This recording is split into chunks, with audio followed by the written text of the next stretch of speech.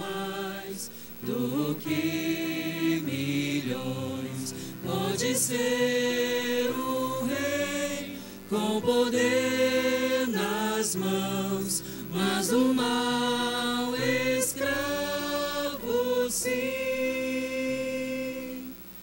1000 vezes prefiro o meu Jesus e servi-lo até o fim. Jesus é melhor que qualquer valor, amigo leal no prazer e na dor, melhor do que tudo Ele é pra mim, melhor do que qualquer amigo, enfim. Pode ser um rei com poder nas mãos, mas do mal escravo sim. 1000 vezes prefiro o meu Jesus e servi-lo até o fim. Coloque-se em pé. Vamos cantar a última estrofe em pé. Jesus é mais puro que a linda flor. Jesus é o sol da justiça e do amor. Jesus é a fonte que satisfaz, caminho do bem, verdade e paz. Pode ser um rei com poder nas mãos, mas do mal escravo sim. 1000 vezes prefiro o meu Jesus e servi-lo até o fim. Nosso Pai que estás nos céus, como é bom servi-lo, Senhor. Como é bom estar na tua santa casa, mais uma vez para louvar, te adorar e engrandecer teu santo nome. Neste momento nós vamos assistir a um vídeo, Pai, e logo após estaremos ouvindo a tua voz. Que o Senhor possa, através do teu Santo Espírito, iluminar o pastor Henrique e a nós que ouviremos a tua voz. Por Jesus, amém. Pode se assentar. Ele nasceu numa vila obscura, filho de uma camponesa. Cresceu em outra vila, onde trabalhou numa carpintaria até aos 30 anos. Então, por 3 anos, foi um pregador itinerante. Ele nunca escreveu um livro, nunca assumiu qualquer posição junto aos líderes religiosos de sua época. Nunca teve uma família ou possuiu uma casa. Ele não cursou uma faculdade, nunca visitou uma cidade grande, nunca viajou mais do que 160 quilômetros do lugar onde nascera. Não fez qualquer uma daquelas coisas que usualmente associamos com grandeza. Tinha apenas 33 anos, quando a maré da opinião pública se ergueu contra ele. Seus amigos o abandonaram. Foi entregue aos seus inimigos e suportou o escárnio de um julgamento injusto. Foi pregado numa cruz entre 2 ladrões. Enquanto morria, seus executores disputavam o seu manto, a única propriedade que ele possuía. Depois de morto, foi colocado em um túmulo emprestado pela piedade de um amigo. 21 séculos vieram e se foram. E hoje ele permanece como personagem central da raça humana, o líder de todo o avanço da humanidade. Todos os exércitos que já marcharam, todos os navios que já navegaram, todos os parlamentos que já se reuniram, todos os reis que já reinaram, colocados juntos, não tiveram sobre a vida dos homens neste planeta o impacto que teve essa única vida solitária.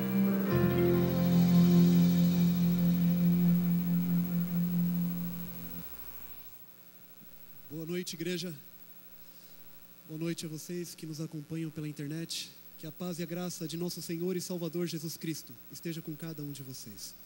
É uma alegria muito grande voltar novamente aqui à frente nessa série, O Incomparável Cristo, onde tratamos do assunto mais lindo que pode haver na Bíblia, que é a pessoa de Cristo. Que bom que você veio. Deus seja louvado pela sua presença nesta noite. Cumprimente quem está ao seu lado. Desejo uma boa noite, uma boa semana.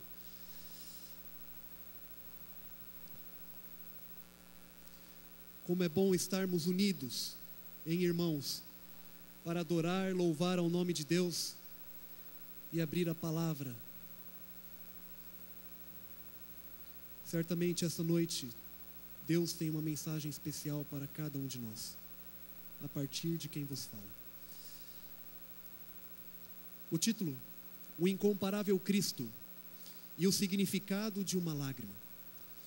Quando eu estava pensando no tema durante este dia, eu me recordei de um fato que aconteceu em minha vida. Há 14 anos atrás, quando eu tinha metade da idade que eu tenho hoje. Você não vai ficar calculando, eu tenho 28. Para você não perder tempo e prestar atenção. Eu estava no Guarujá.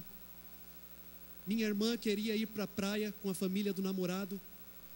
E meu pai disse: você vai, mas só se levar o seu irmão. E aí eu fui junto, para cuidar da minha irmã. Se você é pai e tem filha e filho e já pensou em fazer isso, não faça, não dá certo. Na verdade, eu fiquei ali, só ficava me divertindo, ia na piscina, e poucas coisas lembro a respeito da minha irmã naqueles dias. Mas de algo eu lembro. Era no ano de 98, final de Copa do Mundo, Brasil e França. E eu estava assistindo aquele jogo, e o Brasil toma o primeiro gol, toma o segundo, e no final, ali perto do final do jogo, o terceiro gol, e o Brasil perde a Copa, 3-0 para a França. Eu me lembro que ali com meus 13, 14 anos, eu desço para a sauna daquele condomínio e começo a chorar. O Brasil havia perdido a Copa. Bem, é verdade que nós choramos muitas vezes por coisas fúteis, mas muitas vezes por coisas que também não são tão fúteis. Mas a real verdade é que sempre que choramos, choramos por algo que realmente é importante para nós. E naquela época, o futebol, infelizmente, era algo muito importante para mim. E eu chorei. Aquilo pelo que choramos, mostramos que é uma grande prioridade em nossa vida, que é algo muito importante. E nessa noite eu quero meditar com vocês em um pequeno versículo da Bíblia, mas que tem um grande significado. Um dos menores versículos da Bíblia. E quando alguém pergunta qual é o menor, muitas vezes ele aparece: Jesus chorou.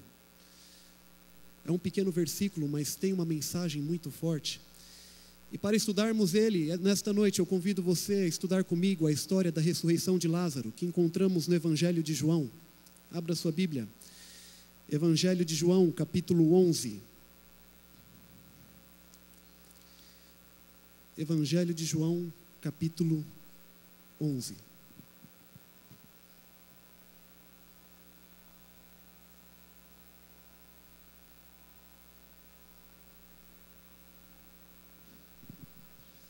Evangelho de João, capítulo 11, a partir do versículo 1, diz o seguinte: Estava enfermo Lázaro, de Betânia, da aldeia de Maria e de sua irmã Marta.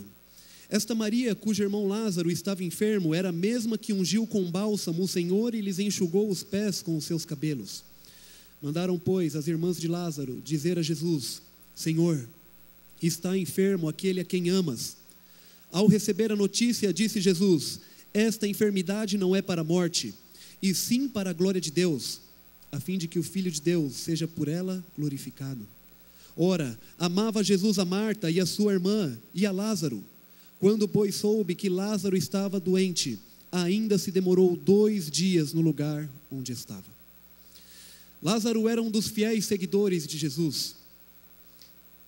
A família de Lázaro, acompanhados ali por Marta e Maria, suas irmãs, era uma família a qual Jesus amava muito. Primeira vez que Jesus foi a Betânia, a qual nós encontramos relatado em Lucas capítulo 10, versículo 40, foi na casa de Lázaro, Marta e Maria que Jesus ficou. Onde nós vemos aquele episódio onde Maria está aos pés de Jesus, ouvindo tudo o que Jesus falava, enquanto Marta estava preocupada em arrumar a casa. E então Marta pergunta: Senhor, Não te incomodas? Eu estou aqui, estou fazendo tudo, enquanto Maria está aí, sentada, não faz nada. E ele então diz: Marta, Marta, Maria escolheu a boa parte. Essa era uma casa onde Jesus achava amigos, onde Jesus achava uma família em que momentos de peregrino aqui na terra ele achava conforto, ele achava descanso, achava alguém com quem ele pudesse conversar. Era uma família que Jesus amava muito. E foi por essa família que Jesus decidiu fazer um grande milagre, considerado a coroa dos milagres de Cristo, a ressurreição de Lázaro. O texto nos diz que foram enviados mensageiros até Jesus dizendo: Senhor, aquele a quem amas está doente. Jesus, porém, ele diz: esta enfermidade não é para a morte, mas é para a glória de Deus. Percebe que muitas vezes nós vamos ter problemas, nós vamos ter dificuldades. Talvez você esteja passando por uma hoje, mas não quer dizer que esse problema é para a sua ruína, que é para o seu fracasso, mas sim que esse problema seja para que o nome de Deus seja glorificado através de sua vida. Então Jesus, curiosamente, ao ouvir aqueles dois mensageiros, aqueles mensageiros dizendo para ele que Lázaro, a quem ele amava, estava morto, Jesus fica parado. Jesus não se mexe. Jesus não age. E muitas vezes é difícil quando em nossa vida nós estamos precisando, e nós oramos, clamando a Deus, pedindo, e parece que Deus não responde, e nós ouvimos o silêncio de Deus. Foi assim na vida de Abraão, quando esperou o filho da promessa e aquele filho não vinha.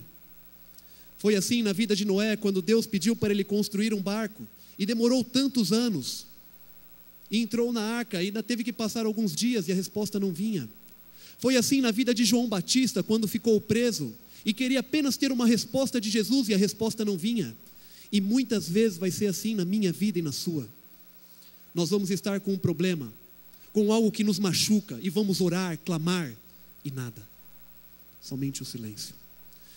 Mas eu queria dizer para você que até mesmo o silêncio de Deus é para o nosso desenvolvimento. É para o nosso crescimento, é para o desenvolvimento da nossa fé, para nos fortalecermos.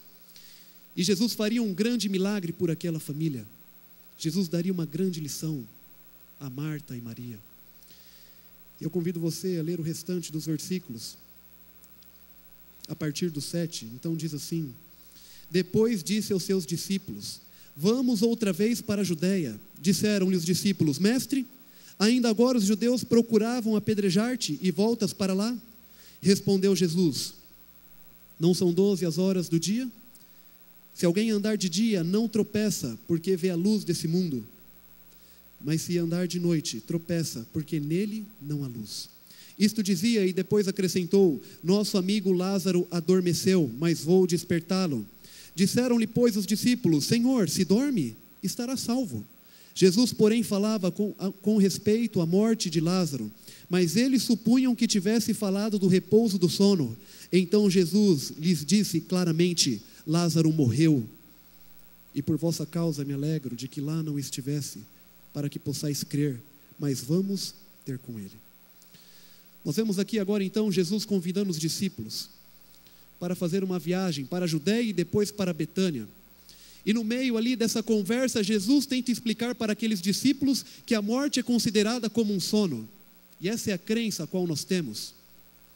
E os discípulos não entendem.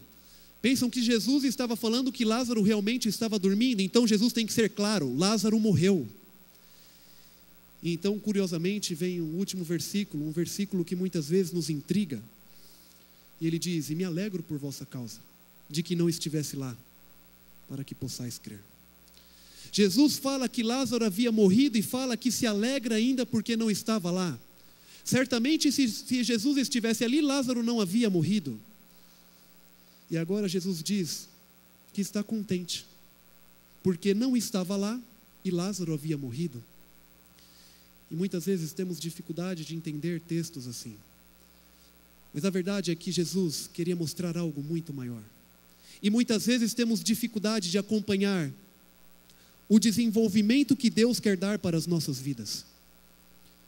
E muitas vezes não entendemos porque olhamos apenas da perspectiva desse mundo.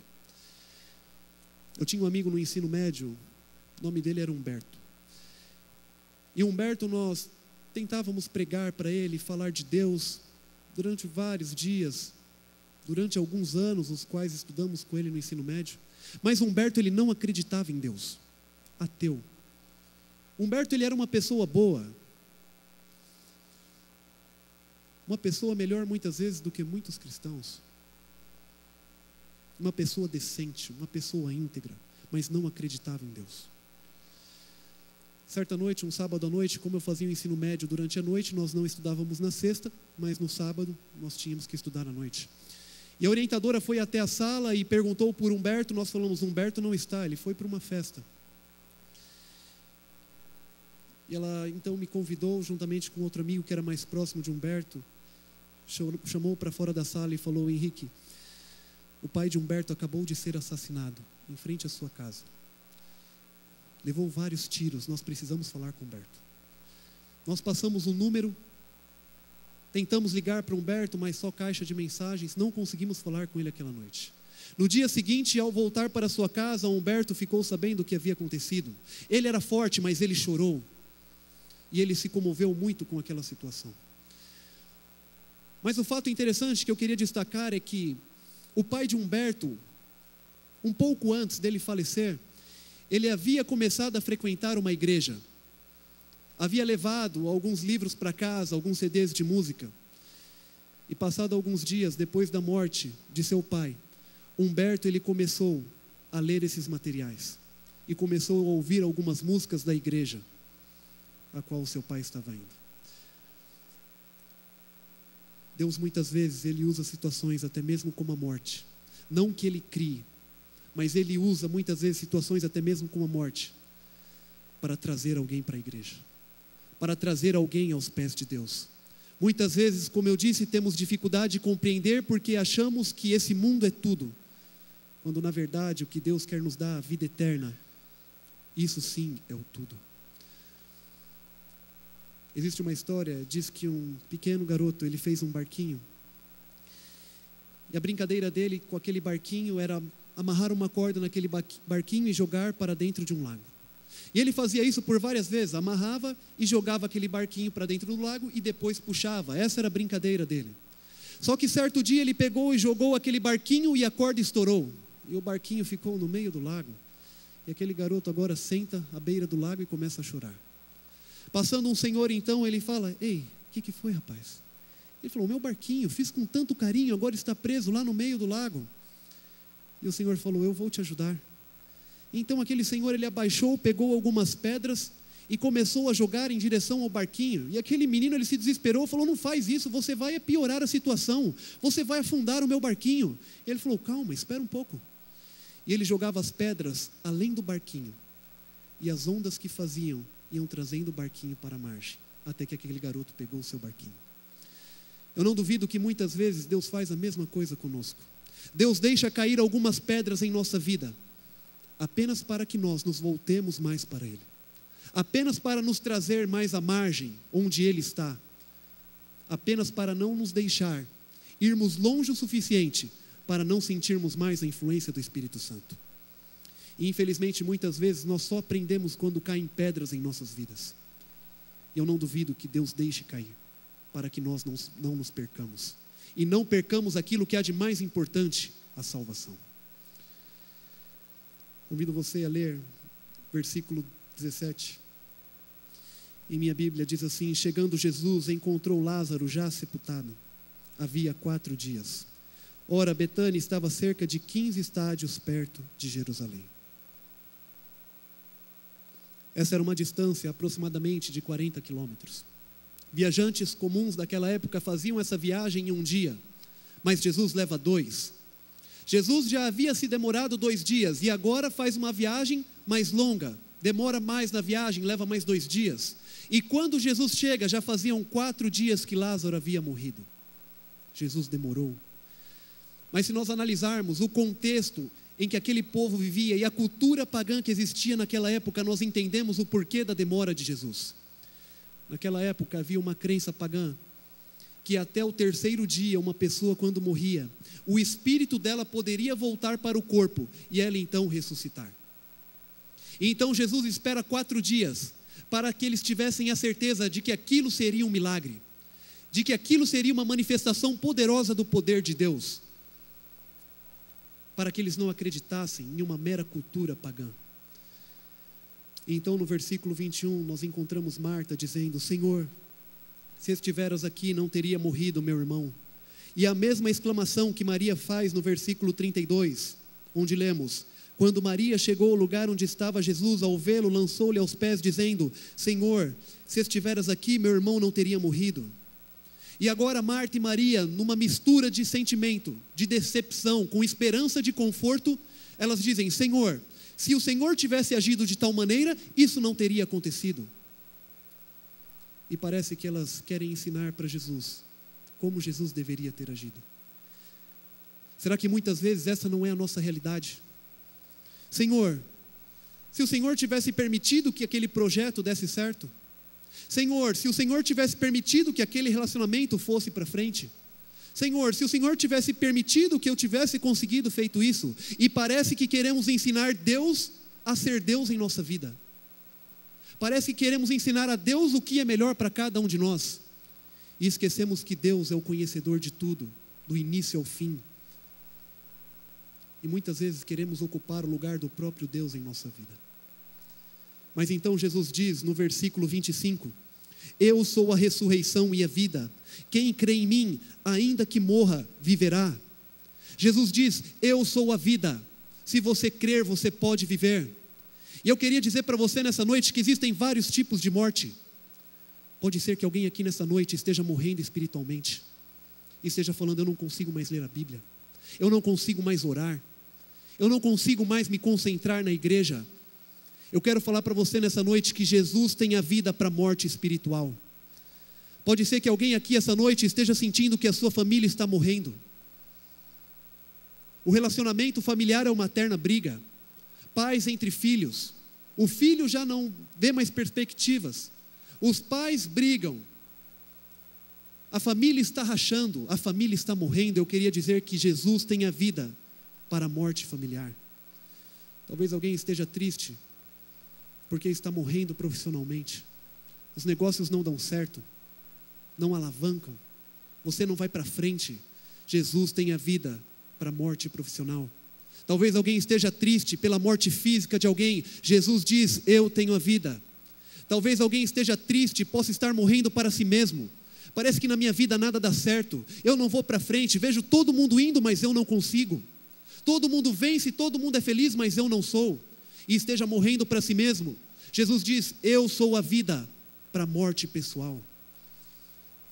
Eu sou a vida. Eu sou a vida. Crê em mim, eu sou a vida. Então nós vemos no versículo 34, Jesus perguntando: onde o sepultastes? Eles lhe responderam: Senhor, vem e vê. Versículo 35, Jesus chorou. Jesus amava muito a Lázaro, e Jesus ele estava com a sua natureza humana sobrecarregada. Mas não foi pela morte de Lázaro que Jesus estava chorando, porque Jesus sabia que iria ressuscitar Lázaro. O Espírito de profecia nos diz que Jesus chorou, porque ele viu que muitas daquelas pessoas que estavam assistindo, para elas não haveria a esperança que haveria na vida de Lázaro. Jesus chorou porque ele lembrou desde o início da história do mundo, e viu quantas pessoas se perderam e quantas pessoas se perderão.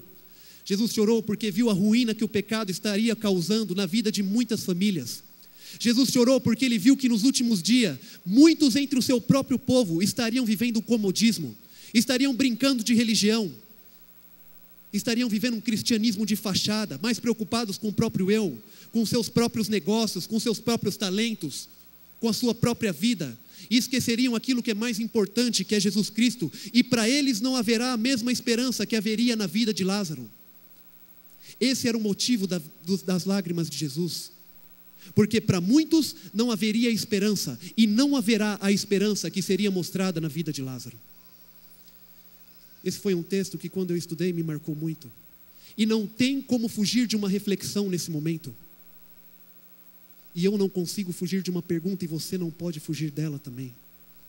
Será que naquele momento, quando Jesus chorou, ele viu a minha vida?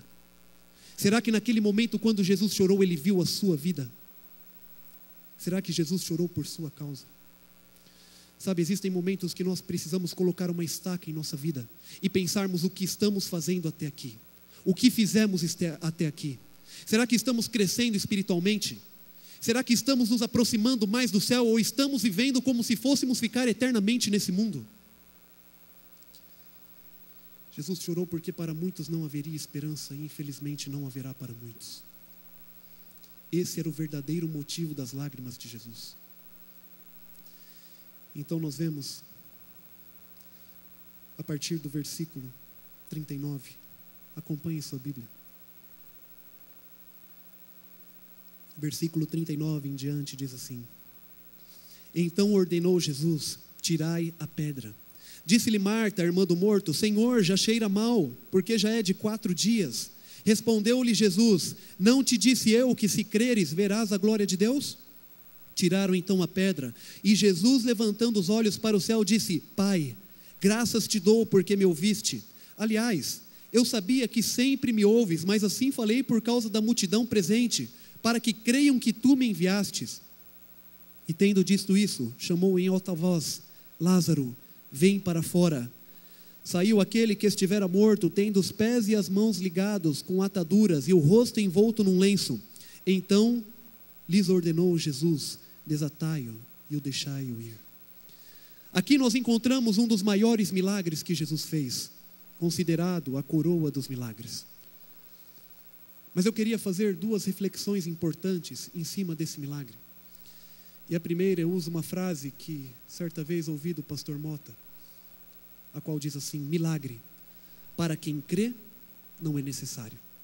Para quem não crê, nunca é o suficiente. Milagre, para quem crê, não é necessário. Para quem não crê, nunca é o suficiente.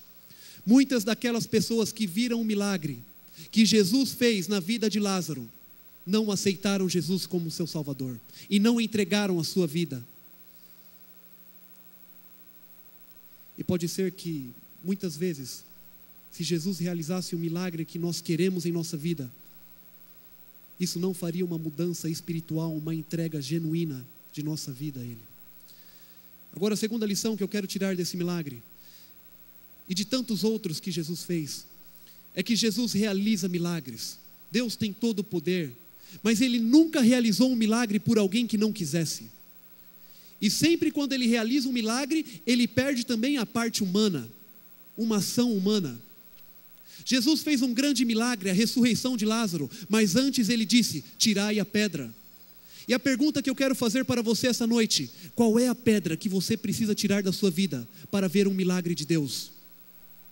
A mensagem dessa noite diz: tirai a pedra. Qual é a pedra que tem te atrapalhado de ver a glória de Deus?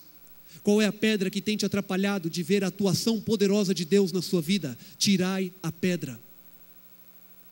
Será que essa pedra é um relacionamento? Será que essa pedra é um trabalho, é um negócio? Não importa qual seja, tirai a pedra. Se você quer ver a atuação de Deus em sua vida, tirai a pedra. E só você sabe qual é. Tirai a pedra. Existe uma parábola moderna que diz, que nos faz imaginar como se nós estivéssemos no céu.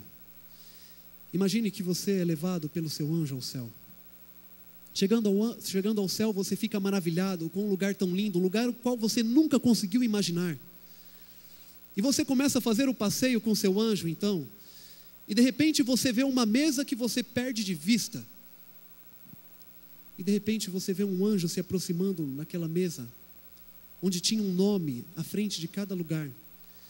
E um anjo então com várias lágrimas em seu rosto, pega um nome e tira daquela mesa. E você pergunta para o seu anjo então: o que está acontecendo? Eu não estou entendendo. E o seu anjo então diz: é que nesse exato momento, uma pessoa decidiu não estar aqui. E você então se pergunta: mas como uma pessoa pode não querer estar aqui? Aqui é um lugar maravilhoso, eu não consigo entender. E você fica ali preocupado, mas o seu anjo pega você e começa a te levar, continua o passeio. E você logo vê coisas tão lindas que você esquece daquela situação. E de repente então você chega a um lugar ali onde se fabricam as coroas. E cada coroa linda, com pedras preciosas, os nomes estampados na coroa. E você então de repente olha e vê um anjo sentado num canto, chorando com lágrimas nos olhos, lixando o nome que havia em uma coroa. Você olha para o seu anjo novamente e fala: mas o que está acontecendo? Eu não estou entendendo. E o seu anjo fala novamente: uma pessoa não quis estar aqui. E através das suas decisões e dos seus atos, ela decidiu não estar aqui.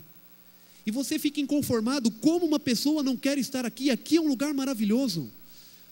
E o seu anjo te pega novamente, te distrai e continua te levando para conhecer vários lugares lindos que há no céu. E de repente você se depara com um ser tão brilhante que você não consegue visualizar com exatidão esse ser. Na frente dele um livro. E de repente você vê aquele ser apagando algo naquele livro. E você começa a se perguntar: mas o que está acontecendo? E quando você vira para o seu anjo está chorando. E você fala: mas o que está acontecendo? E o seu anjo não fala nada. Então você pergunta para o seu anjo, e o seu anjo te fala que era o seu nome que estava sendo apagado. Seu anjo fala para você, então fala: olha, você vai ter uma nova chance.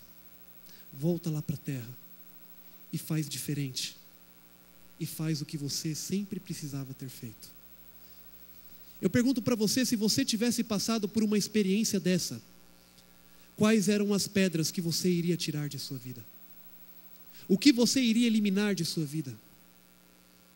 Muitas vezes nós ouvimos a frase de que precisamos ter um encontro com Jesus.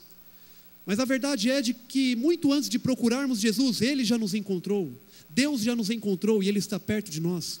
A única coisa que precisamos fazer é tirar as pedras que nos atrapalham de ver Deus em nossa vida e ver Deus fazendo os milagres necessários em nossa vida. Eu quero fazer um convite essa noite à igreja. Quando nós oramos, pedimos perdão a Deus, podemos ter certeza que Cristo Jesus intercede por nós no santuário celestial. E os nossos pecados são apagados. E nós podemos ter a certeza da salvação. Eu queria dizer para você nesta noite que você pode sair daqui com a certeza da salvação. Você pode sair daqui com a certeza de que as pedras vão ser removidas, de que os seus pecados vão ser perdoados. E não saia dessa igreja de forma diferente. A nossa vida ela muda no estalar de dedos. De repente quem você tinha já não tem mais. De repente os bens que você tinha já não tem mais. E de repente, até mesmo a vida que você tem, você pode não ter mais. A mensagem de hoje é clara: tirai a pedra. Tirai a pedra. E eu quero fazer um convite à igreja essa noite. Eu vou fazer uma oração. E hoje peço permissão ao ancião Daniel para nós fazermos um pouco diferente.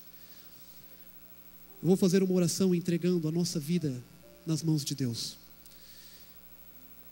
E essa oração nós faremos de joelhos.